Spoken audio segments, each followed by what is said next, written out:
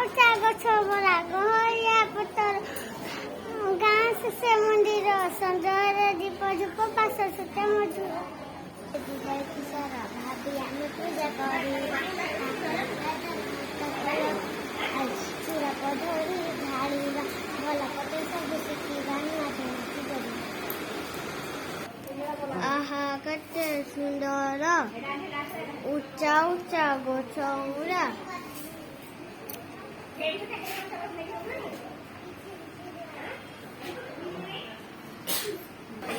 ଗାଁ ମନ୍ଦିର ସଞ୍ଜରେ ଧୂପ ଧୂପ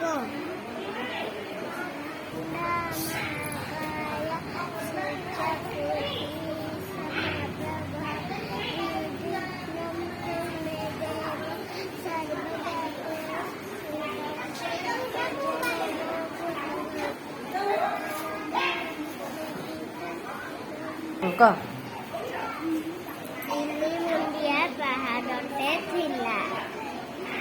ସେଇ ଜଙ୍ଗଲରେ ପଶୁ ପକ୍ଷୀ ଥିଲେ ଦିନେ ନିଆଁ ଜଳିଗଲା ସବୁ ପଶୁ ପକ୍ଷୀ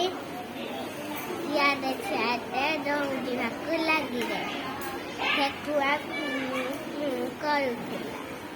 ଗଧିଆ ବାଟରେ ଯାଉଥିଲା ଏଇ ସବୁ ଦେଖିବା ପାହାଡ଼ଟିଏ ପାହାଡ଼ ପାଖରେ ବନଟିଏ ଦିନେ ସେଇ ବନରେ ନିଆଁ ଲାଗିଗଲା ସବୁ ପଶୁ ପକ୍ଷୀ ଏଣେ ତେଣେ ପଳାଇଲେ ଗୋଟେ ବାଉଁଶ ମୁଣ୍ଡା ମୂଳରେ ଗୋଟେ ଠେକୁଆଟିଏ ରହୁଥିଲା ସେ କୋଉ ପଶୁ ପକ୍ଷୀର ସାହସ ହେଲାଣି ତମକୁ ଯିବା ସେଠି ବାଟ ଦେଇ ଗୋଟେ ଗଧିଆ ଯାଉଥିଲା ସେ ଠେକୁଆର ଦୁଃଖ ଦେଖି ସହି ପାରିଲାନି ତା ଦେହ ଅଧେ ପୋଡ଼ିଗଲା